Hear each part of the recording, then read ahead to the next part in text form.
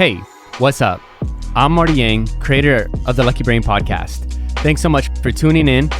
If you're enjoying the content, please hit the like button and also subscribe to my channel. Thanks so much. Hope you enjoy.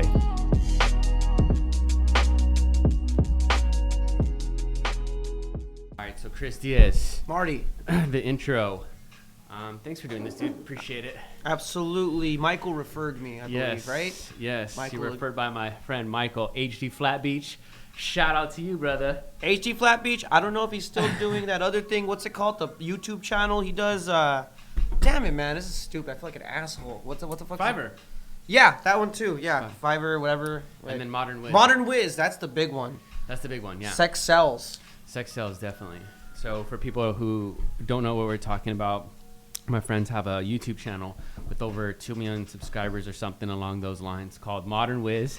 Shout out to those boys. But yeah, so their channel is all about pretty much like sex. Top 10 rim jobs. Top 10. I don't know, but if you don't have a video for that, dude, that's your next hit, all right? That's you can give me a cut later. Yeah, top 10 rim jobs. But they have like top 10 sex scenes, top 10 lesbian, top 10, yeah, exactly. But yeah, sex sells. Let's start off that conversation. Oh, absolutely. Because it's like true, sex does sell. I'm a product of that. I'll tell you why. I'll tell you why sex sells, because I'm not selling anything. So like obviously I'm not.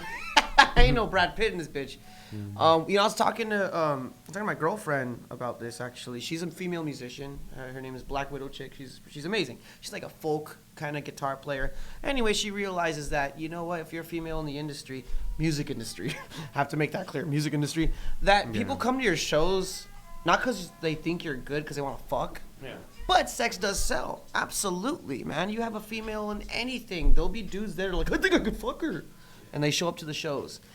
When you're a dude and you perform music, it's like let's see if he's good. You don't get any of the like recognition. I'm sure you do, man. In terms of like chicks coming up to you, be like, okay, hey, yeah, but not on the same volume as a female musician. Never fucking ever. Nah, dude. Unless you're like a famous celebrity, like good-looking dude. Then you're like set. You're like a Johnny Depp cocksucker. But like I'm saying is like for exactly. Yeah, I mean, you get broads, that go, oh my god, you're fucking good, and it's like thank you.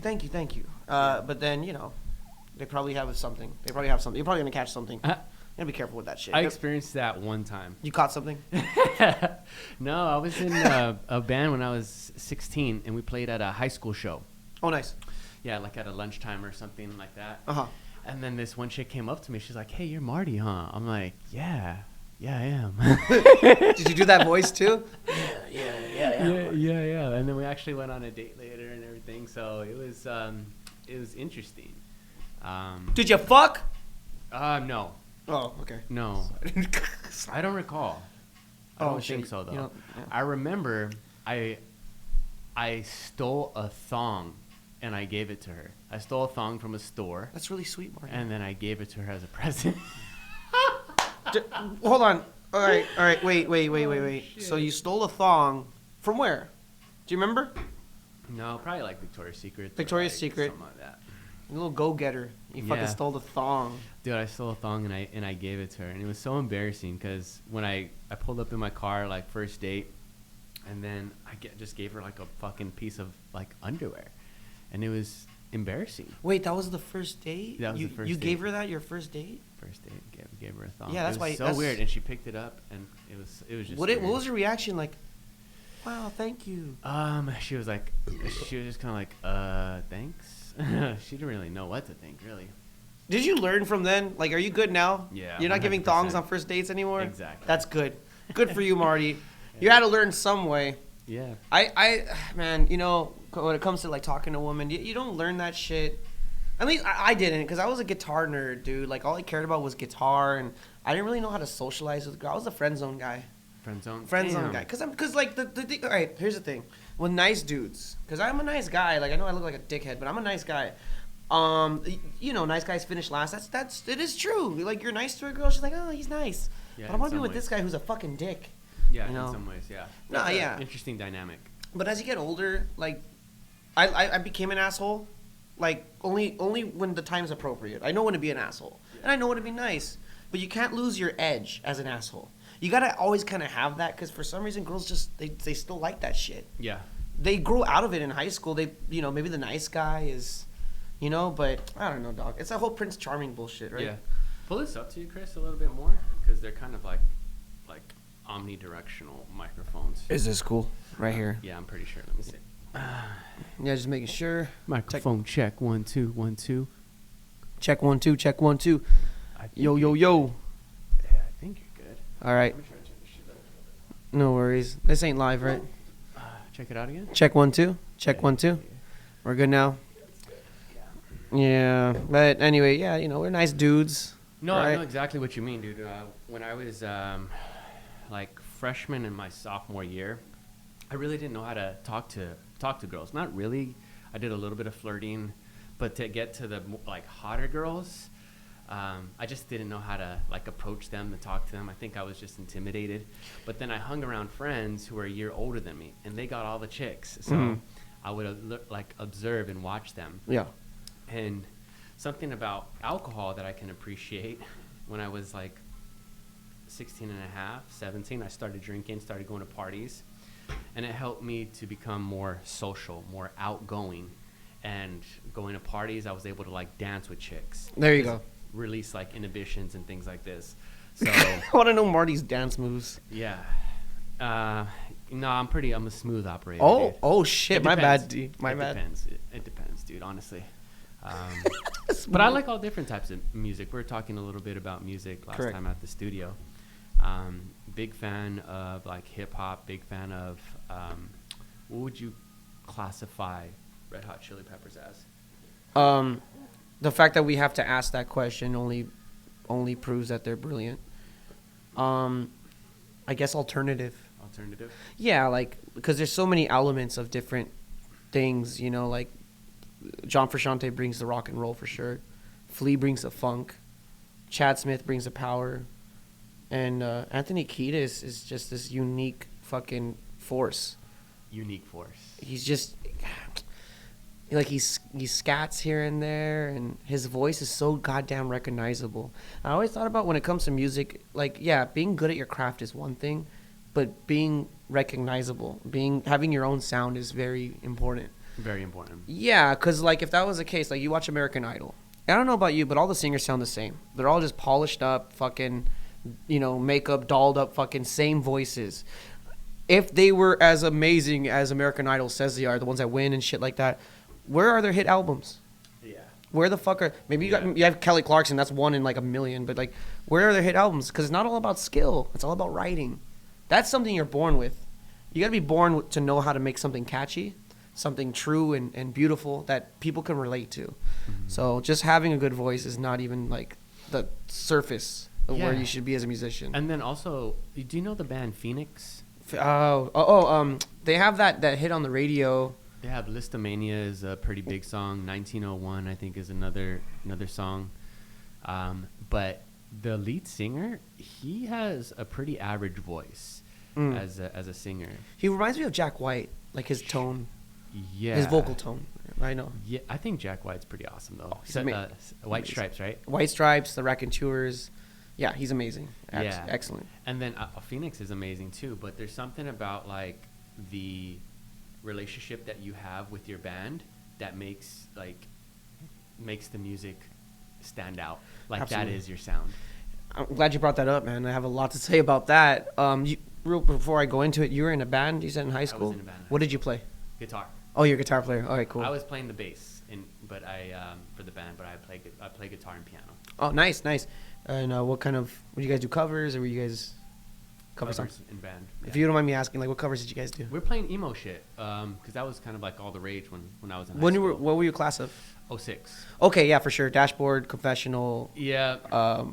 Fucking Autumn Taking Ashes, Taking Back Sunday. That sort of spiel. Yeah, Blink 182. Oh yeah. Oh, I actually still like Blink. Hell yeah. I might get crucified for it. But awesome. that brings me back to like when I was a kid. I loved Blink. They're a good pop band. Anyway, let's go into it. Like you said, okay, so you say you have a connection with the band, people can hear it. That's absolutely true. Chemistry, right? Chemistry. That's what it is. It's chemistry. Like you and your drummer know like this part's gonna be low. Like you could just feel it, and then he follows you, or you know it's gonna go hard right here, and then you and your bass player get along. It's beyond the music. It's like after, okay, great, you guys pull off a good show, but after the show, what do you guys do? Do you guys hang out? Do you have a beer? Do you hit on girls together? Do you fucking chill? Because that connection, it's a brotherhood. It needs to be, because that connection really is kind of contagious on stage. What I learned is the show can be okay, but if you're having a good time, so does the crowd. So does the crowd. If you're up there and, like, let's say you make a mistake and you kind of laugh, like, fuck it, you know, and people laugh too. They're like, dude, because they'll root for you, you know what I mean? Yeah. But if you're one of these fucking guys that has, like, an earpiece, like, I need more in my monitor. Yeah. Hold on. Nah, and they're doing this or, like, doing that shit. Like, fuck that shit, dude. I want to see somebody up there like, yeah, fuck it. You're like, just own it, dude. Yeah. Play every show like it's your fucking last. You know what I mean? Tomorrow's not guaranteed. And people could see that, man. They see the good times. They see you having fun. They have fun, too. Yeah. You know? But yeah, for sure, chemistry. Red Hot Chili Peppers is a good example because all of them, well, besides Frusciante, you know, leaving, but they were in the same band. They were the same members for many years. Yeah. And Frusciante just came back, by the way. Yeah, I heard that. Yeah, that's amazing. I know, dude. And then COVID happened, but whatever. Once this shit's over, which should be over by elections because that's why it's politicized. Fuck that. I can't wait to see them. You know? Too. Yeah, same. But continuing with the music conversation, I always felt like whenever I was having jam sessions with my boys that the instruments that we were playing were almost like another language. Like you're having a conversation, like we're having a conversation with words, but when you're jamming out, you're almost having a conversation with instruments. Does that like ring a bell with you? Do you feel that? Because let's preface this. You're in a band. What is the name of your band? All right, so this one's Jabbermouth. Jabbermouth. We got Britney Spears shaving her fucking head. It was the best moment in American history. There we go. Yeah, because, like, you know. Jabbermouth. Yeah. Breaking Point is, like, hilarious to us. It's like, fuck it, finally. Jabbermouth is my punk band, and we've been together for, like, about 3 years. But the bass player, I've been working with him since I was, like, 18. So we have that connection. He's an excellent songwriter. But my main band is called Chris Kills. Chris Kills with a Z at the end. That's my personal music. Punk, Jabbermouth is punk, and that's fun. But then I'm a blues guy. I'm a rock guy. I like folk. I like songs like that. So I just need to get my fix. Yeah, and personal. Are you a guitarist? I'm a guitarist and a singer. Awesome. Yeah. So I remember, in touching back more on music, I remember when I was like rocking out in a band when I was like 16. It was interesting because there's certain relationships that you have where the connection is just instant, whether it's like, you know, personal with a friend or like in a band.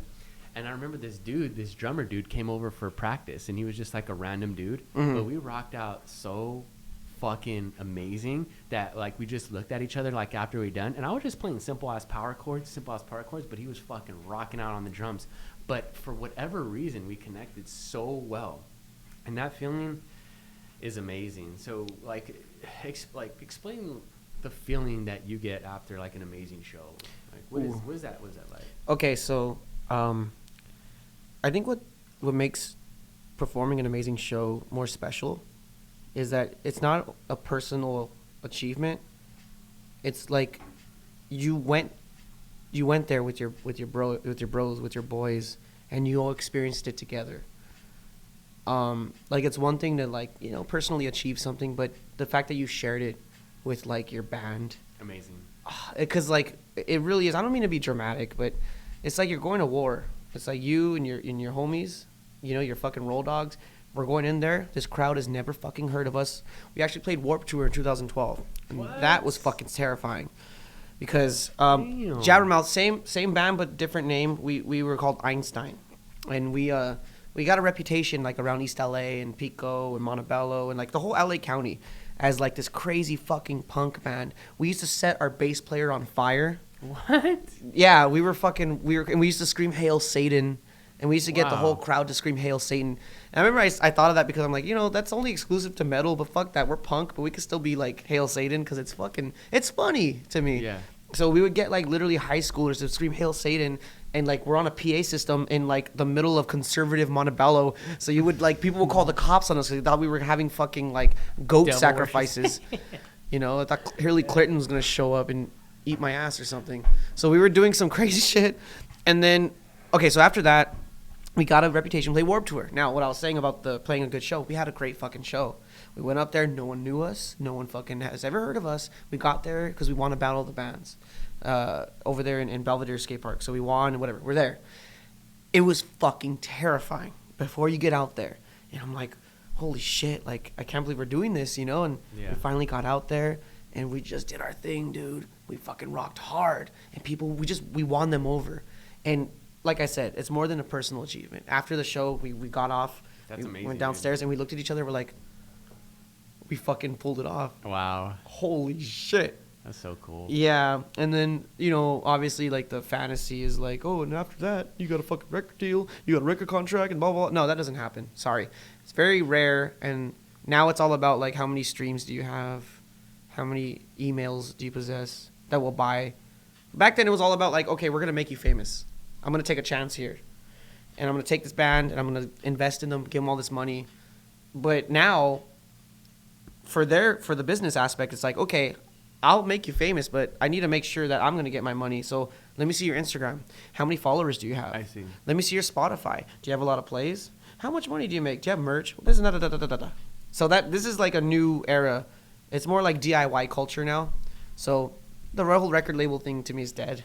Now it's, you know, you put it out there on your own and then hope that it does well. Yeah. I guess I should plug something. Check out Jabbermouth on Spotify.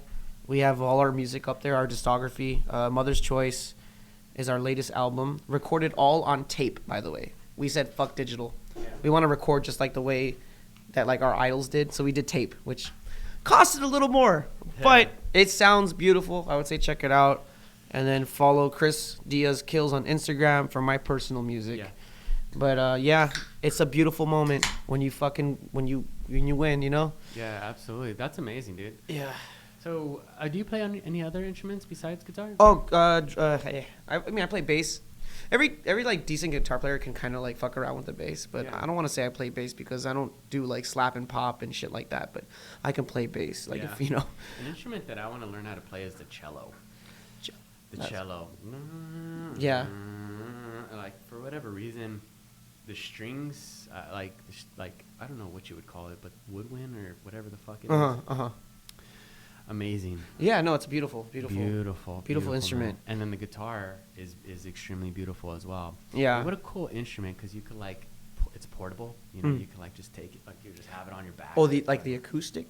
Acoustic. Oh, dude, yeah, it's amazing, because you could like literally show up with this piece of wood and change the whole vibe. Yeah. You know what I mean? I always have my guitar on me, like in my car, just in case like I want to. Brought it, dude. Oh, I know. A little rusty right now. No, just kidding. No, I would like to like if I need money. I would like on the street or something. I busk. Yeah, I busk. I've been busking for like about 10 years. I used to go to Hollywood.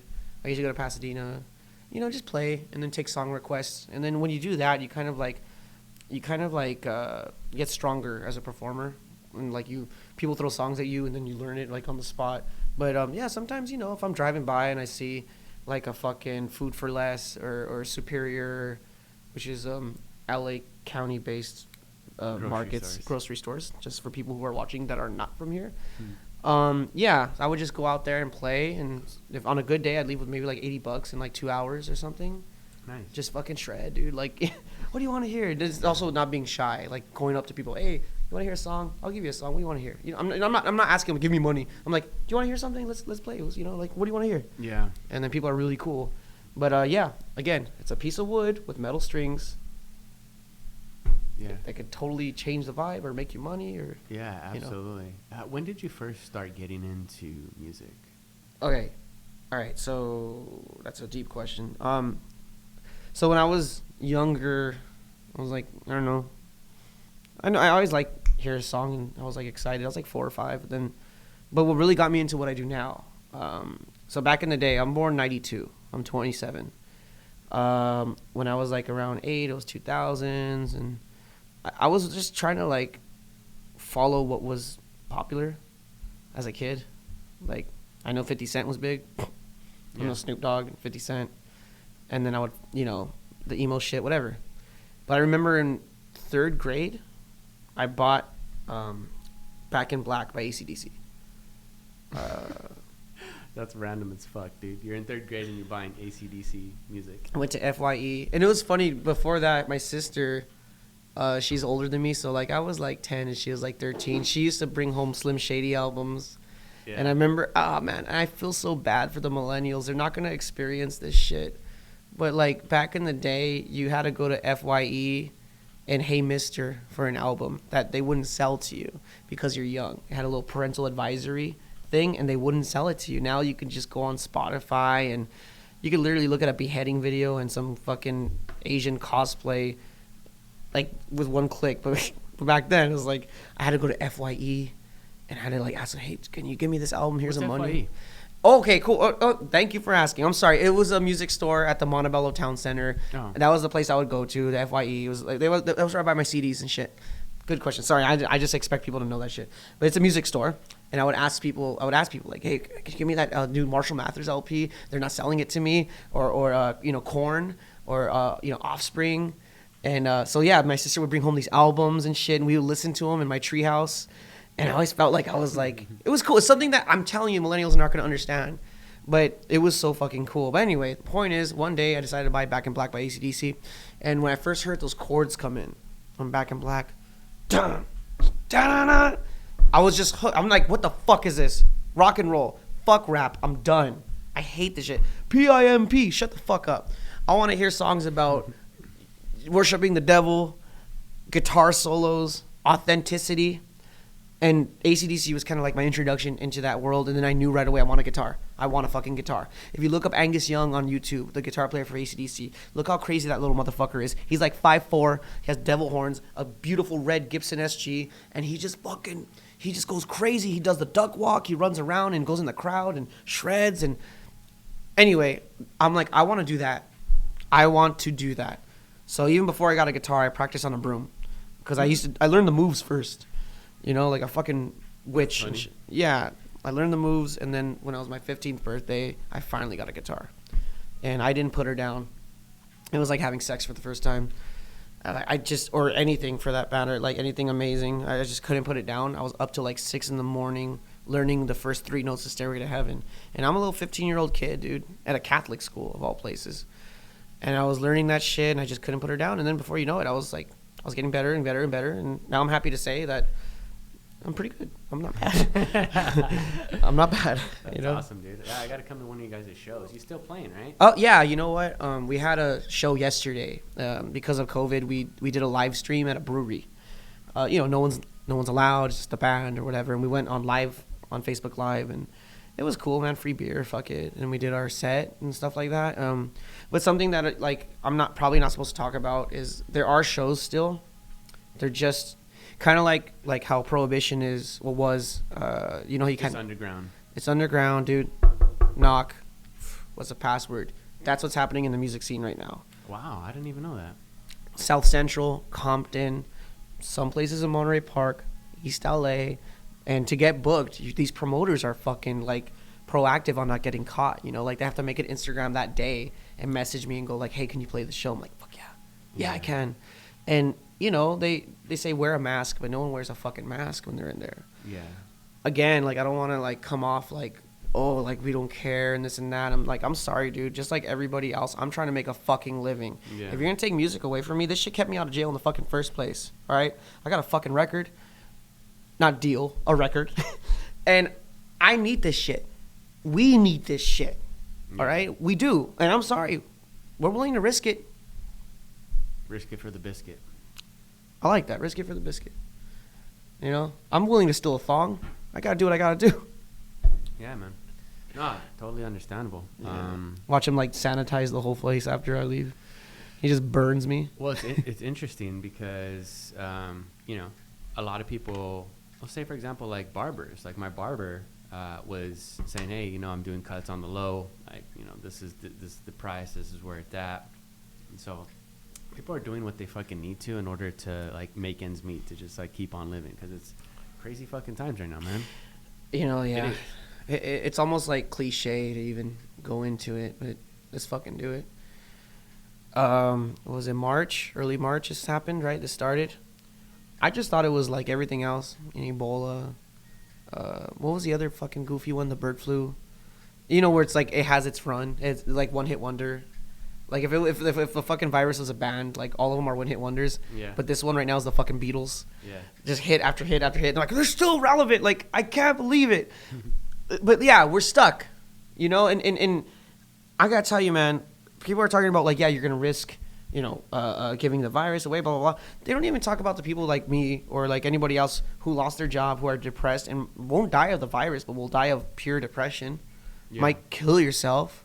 You know, I got a friend who's an EMT who does more suicide calls ever right now. You know, so. Yeah, they don't talk about that. They don't talk about that. Another thing they don't talk about, yeah, okay, social distancing. How about eat better? I'm the last person to talk, man. I got tits. But I'm saying, like, you know, fuck, maybe hit the treadmill a little bit, you know? Yeah. I don't want to fat shame because everyone's scared to say shit out here. But in reality, dude, it's like, okay, if you're obese or, you know, you had diabetes, maybe you should stay home. Yeah. You know, it's probably good. But, like, if you're like us, you just want to make a living, not horribly out of shape. Yeah. If you get it, you probably would get a little bit sick, but you'll probably will survive. Yeah. If you're, you know, taking things like vitamin C, vitamin D. I hear zinc is good. Zinc is good, yeah. Yeah, zinc is good for COVID prevention as well. But, yeah, there's no talk about health. There's just talk about wear a mask, social distance, stay home, close your business. Elon Musk said it on Joe Rogan's podcast. He said that he thinks that people should have the right to risk their lives if they want to. You shouldn't be shutting down businesses like that. And I'm like, you know what? If he's a smart motherfucker. He's a fucking genius. Brilliant, man. Straight up. Brilliant. And the fact that he's able to explain things that are really high level to the lay person is even more genius. So it's like, yeah, you know, I'm going to take his advice for sure. Absolutely. I will take the dude who's behind Tesla, who's behind SpaceX. Yeah, I like that. Who's actually talking about fucking, you know, civil, like occupying Mars and shit like that. I'll take his advice. Yeah. Yeah, no, he even made jokes about it. He said something about like if a shark ate somebody and they found their arm of the guy that got eaten by the shark, they would call it a COVID death because it was COVID in his blood. If he had COVID, yeah. Yeah, but yeah. He got killed by a shark. So there's financial incentives for the hospitals. Exactly. Now, I don't think people know this, but when you get a COVID patient, they get funded. Like, they actually get money, more money. The more COVID cases you have, the more money the government will send to you, apparently. And they put you on a ventilator, and that's like asking to die. I don't know, dude. This is just all goofy. I know we're going to be in the history books. It's goofy. Yeah. We're going to be in the history books, bro. Like you know, Marty, me, like, we're going to be in the history books, bro. Because this is like this hasn't happened in 100 years. I think it was the Spanish flu, 1918, something like that, 100 years ago. We're going to be in the history books. I don't know if life is ever going to be the same. I really don't know. I hate to say it. But I think social distancing is going to be the norm. It's like you can't even shake somebody's hand. I haven't shook somebody's hand in like half a year. Dude, I'm a mover and a shaker, bro. I fucking shake people's hands. Me too. Yeah. And so it's strange that you're not like shaking people's hand. But for whatever reason, I've been instilled with the COVID scare. And it's fine to be safe. Look, I wear a mask. I don't really like 100%. I'm not scared of COVID, but I will wear a mask to make sure people feel comfortable. Because people's comfort, like people that aren't me, like I care about them. I'm not gonna be an asshole and walk into a fucking store with no mask and be like all Karen. No, I'll wear a mask to make people feel comfortable. But if you want to know my opinion on it, I'll tell you. With the mask, this is all politicized. This is all politicized. They want to sway an election or get a vaccine going, and I gotta tell you, man, I don't trust vaccines. There, I said it. Yeah, I'm afraid of them.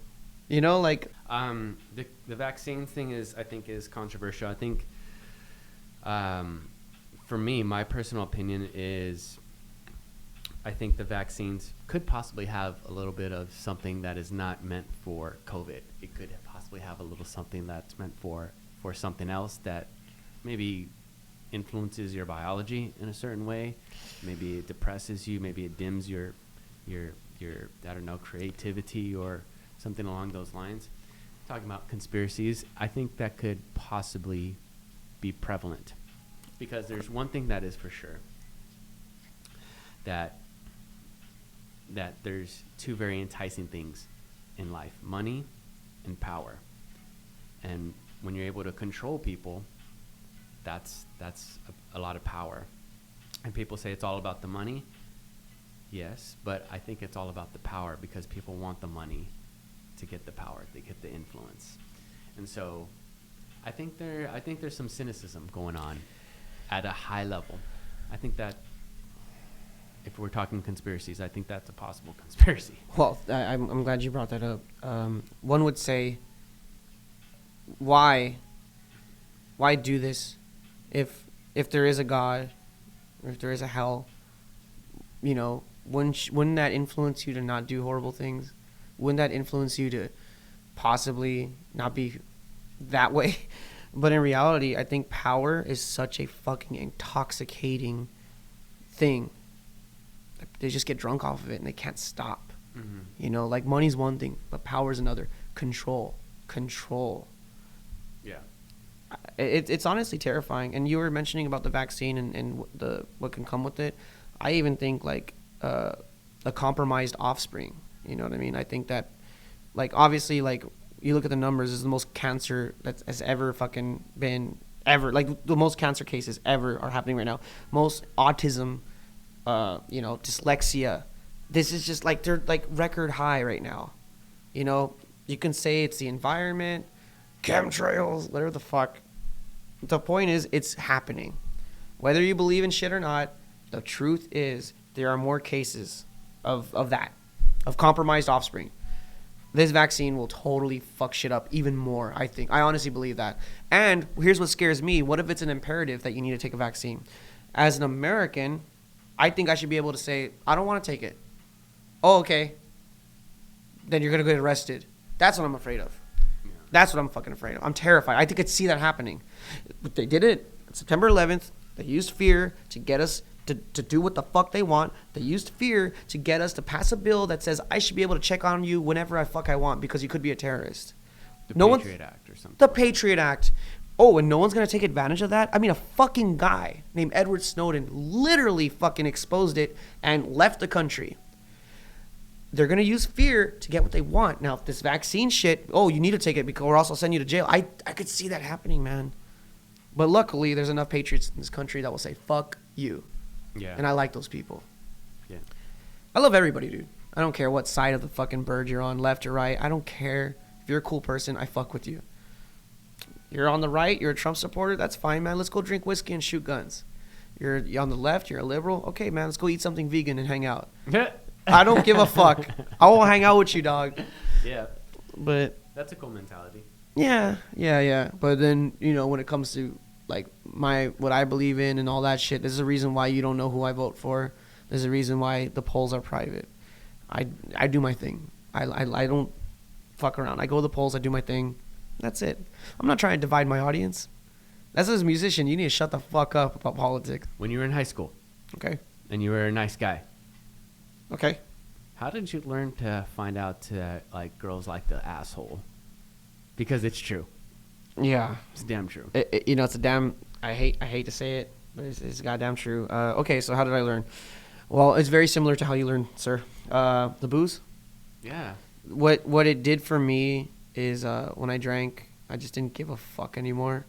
And not giving a fuck is very important. Yeah. Very important to have in your life, to not care. Because if you care too much, it's going to slow you down sometimes, man. It's good to be compassionate. It's good to be empathetic. But if you just care too goddamn much, it's almost like exhausting. My grandpa told me, you can't save everybody. That's goddamn true. That's an immigrant. So, that being said, I started drinking, and I didn't care anymore for what I said. I would just go, hey, you're hot. I don't give a fuck. Hi, my name's Chris. you know? Yeah. And then they'd be like, oh shit, but the confidence was there. Then I realized, like, looks ain't got nothing to do with it. How many times have you seen an ugly, shot out motherfucker with a hot ass girl? How many times have you seen a fat motherfucker with a skinny fucking broad who's hot as fuck? Yeah. Looks don't have anything to do with it, bro. All these guys at the gym, it cracks me up, man. They all like work out, like, yeah, pussy, yeah, pussy, yeah, pussy. But like, okay, dude, you might have a nice car. Do you know how to drive it? No, bitch. I'll drive faster than you in my '92 Honda. Yeah. You know what I mean? I don't need to be buff to be able to talk to bitches. Yeah. So the booze definitely helped with the confidence, and I learned that confidence is more paramount than looks. Yeah. How many times have you heard of a girl with some fucking piece of shit guy who doesn't have a job, but she's like railing him? It's just not about that, dude. It's about the confidence. It's about the personality, dude. So, you know, and it's funny because I took that drunk wisdom to my sober side of the fence. Exactly. It's like, oh my God, like when, like maybe you're not totally like blacking out, but maybe you're like buzzed and you're having a good time. And you remember all the lessons from that drunkenness. Yep. Like, oh shit, like yeah, that actually worked. That not giving a fuck and just kind of being relaxed and loose and saying whatever you feel like. Mm-hmm. Being a nice person, growing up as a nice person, and then learning that girls like to be teased. Yeah, and made fun of. I also learned too, like, honesty is the greatest thing in the world. When it comes to talking to girls, like, you know, they always go, do a white lie, say this, say that. If you see a girl and her hair's all fucked up, be like, damn, your hair's fucked up. Yeah. And then she's gonna be like, huh? But because she's used to guys saying like, you're beautiful, you're hot, you're 10, blah blah blah. But the one guy that said, damn, did you just get out of fucking bed? Look at that fucking hair. Holy shit. And then she's gonna be like, oh. And then she's gonna be like, you know what? I'm gonna talk to him because he's not like anybody else, and he's telling me the truth. I wanna see what's up with this guy. Works every fucking time like a goddamn charm. Yeah. So that's very true. Yeah. So substance, you know, the influences you get from substance, you cross it over to your sober life. And that's funny because, like, I'm getting deep and shit, but, like, humanity's been that way. Like, I honestly believe that we evolved because of magic mushrooms. I think that we ate mushrooms and, like, decided to leave the trees and colonize. Or you hear about these guys that would literally fucking take over villages. They were always drinking. You know what I mean? I'm just saying it's not good to abuse it, but to a certain extent, it serves its purpose. Absolutely. Think outside the box. How many fucking musicians can you think of that did drugs and wrote some of the best fucking music you ever heard? Everyone. Fucking all of them. Bradley Noel of Sublime is like one of my biggest fucking. The man's brilliant, but he used heroin, and he decided on heroin to mix rock, punk, reggae, ska in this beautiful fucking. Yeah, it's amazing. All of them. Fucking all of them. Don't do heroin. Yeah, that's true, man. Well, I mean, yeah, I would highly not recommend it. I haven't done it, so I would highly not recommend it. I haven't done it, but Yeah. I would highly not recommend it. No, You know? I've yeah. But I think that what you're saying has a lot of truth to it. A lot of the musicians, a lot of the artists use drugs in order to give themselves almost like an introspective look. And I think that's super important. I think drugs kind of like give you a different perspective. Yes, than absolutely. what is normal. It questions the norm. It questions the norm. And so when you say how many artists that were brilliant have taken drugs, it's probably 99%. 99%. Yeah. Honestly. Yeah. Either that or substance or I mean all the best artists are fucked up in the head. Hands down. You know, like I'm a huge James Brown fan. Y'all know how fucking crazy that guy was. You saw the movie. Rest in peace. What's his name? Chadwick. Yeah. He did Get On Chadwick Up. Boseman. Rest in peace, man. He was a great actor. I was really sad. I didn't see it coming. You know, he was really private about his cancer. That's really sad. Fuck cancer. Anyway, James Brown is one of my favorite artists. And that guy his wife was a fucking punching bag. Dude would like show up with a shotgun. And, like, he's crazy. He's fucking crazy. Louis C.K. is one of my favorite comedians. dude would fucking ask girls if they watch him jerk off. Bill Cosby is like one of the most influential comedians of all time. Now, I understand these are horrible things. You separate the art from the artist. It's like, I mean, shit, dude. It's hard. It's hard to like explain without looking like a fucking asshole. But some of the best artists are fucked up. Yeah. Just the way it is, man. Why do you think that is? Because they are, and I'm not apologizing for what the fuck they, especially Cosby. As far as I'm concerned, he can get shanked with a fucking toothbrush, and I wouldn't give a fuck. Because that's some fucked up shit what he did. I don't give a fuck. But when I think about like Louis and I think about other musicians that didn't drug people and rape them, I think it's because they live in a world where, first of all, an artist doesn't think like everybody else. Let's just be real. They don't. They don't go to their fucking desk job and waste their life under fucking fluorescent tubes all day organizing shit. Right. They live in a world where they just don't. Chaos. They live in a world where they don't fucking feel understood. Because what is music? Self-expression. What we do, and I'm using we loosely. I am not on the caliber of these great people, but I do what they do. We are just trying to express ourselves in hopes that you would understand what the fuck we're talking about. So, that being said, these artists live in a world where they feel misunderstood. And Amy Winehouse, too. You know, like, just abuse substance because they just don't fucking feel like they don't get this shit. Whatever the fuck this is. Life is shit wall to wall, Marty. I hate to say it, but it really is, man. Like, you feel pain. You got to work a fucking job. You can physically hurt yourself, mentally hurt yourself, which is way worse than physically. And they recognize that. They always say ignorance is bliss, right? I believe that. But these artists are not ignorant. They're well aware of every day how much we're getting fucked. Every fucking day. You know what I mean? You wake up, you work for the fucking man, and you go home, and you have enough money to maybe get yourself something to eat, and then you fucking jerk yourself off watching fucking, I don't know, TLC shows about fat people, and just to keep you fucking in your fucking, you know, in your pen. Like, I don't know. I think they recognize something that most people don't. And that's why they're all fucked up in the head. I'm not apologizing for their behavior. I'm just saying, psychologically speaking, there's more to it than what you think. So. Yeah. I mean, I think what you said is there's a lot of truth in that for sure.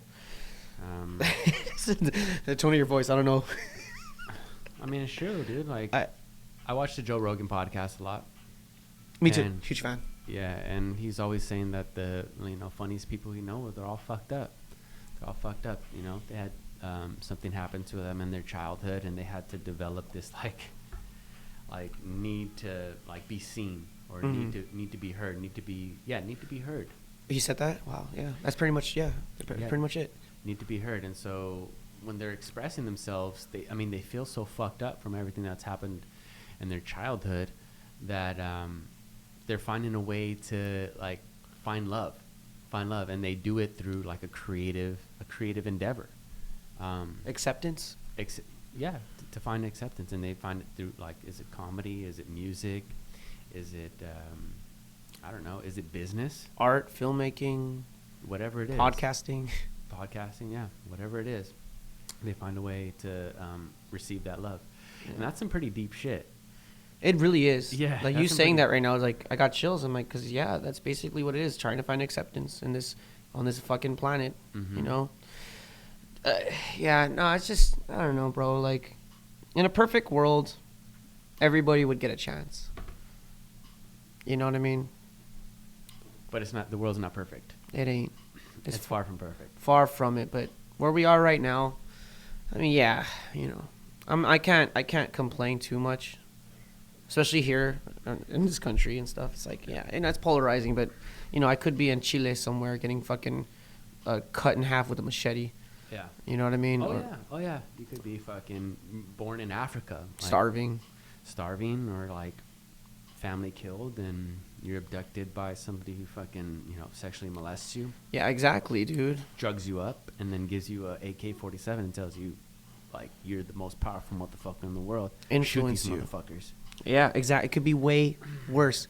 I even heard what they used to do. They would, raid a village. The people, the dudes. I don't know. They fucking the ones with tuxedo shoes and ARs.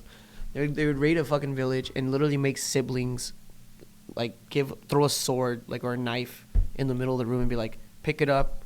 Whoever picks it up and kills the other one gets to live and is part of our army now. That's how they adopt child soldiers. And over here, we're like complaining that my fucking coffee didn't come out on time. It's like, dude, like I'm gonna talk about my grandfather because he's who I am. I'm him. I'm if you look at pictures of him back in like the 30s, like we're the same dude. We look exactly the same. We talk exactly the same. My grandfather hitchhiked from Mexico City when he was 10 years old to get to America. And he told me the conversation he had with his brother. Well, not his brother, sorry, his homie. He goes, they're playing baseball, you know. And he goes, hey, man, you want to go to America? It just seems better out there because over there was no internet. There was none of that shit. There was just word of mouth. There is a better place over here.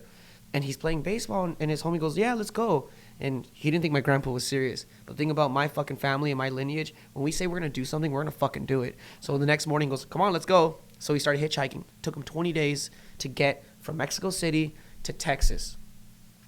He was barefoot. He hitchhiked, did what he had to do. When he was getting close, the cops came and stopped him, like near the border. What are you doing here? And this is why I'm a great salesman. I got it from my grandfather. He told the cops, we're here on a mission, missionaries. We're here to preach the word of Jesus. And then, wow. Yeah, and then they're like, oh, really? Yeah. And then his friend was like, I want to go home. And the cops, like, took him, and he's like, pussy.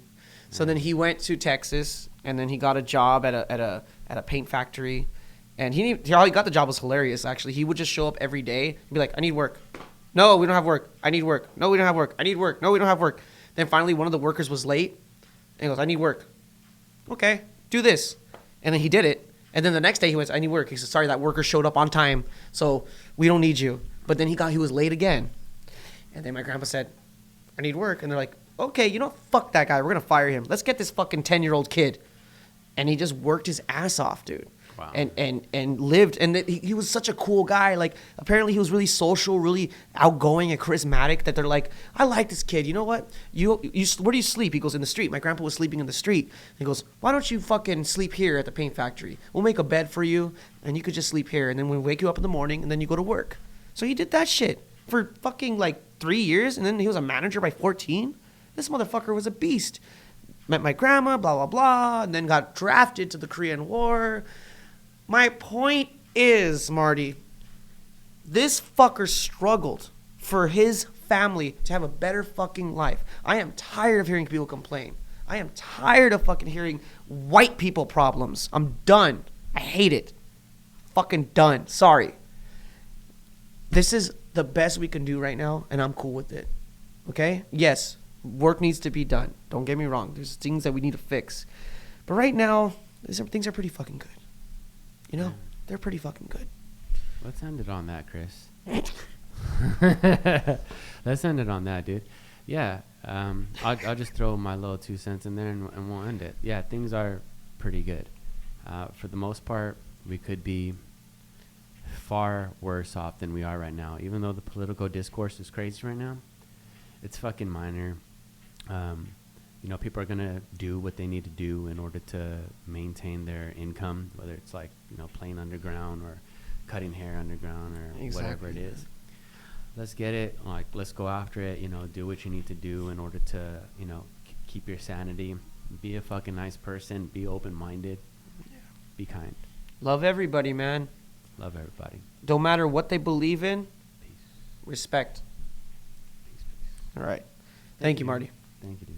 Appreciate it. Hey, what's up? I'm Marty Yang, creator of the Lucky Brain podcast. Thanks so much for tuning in. If you're enjoying the content, please hit the like button and also subscribe to my channel. Thanks so much. Hope you enjoy.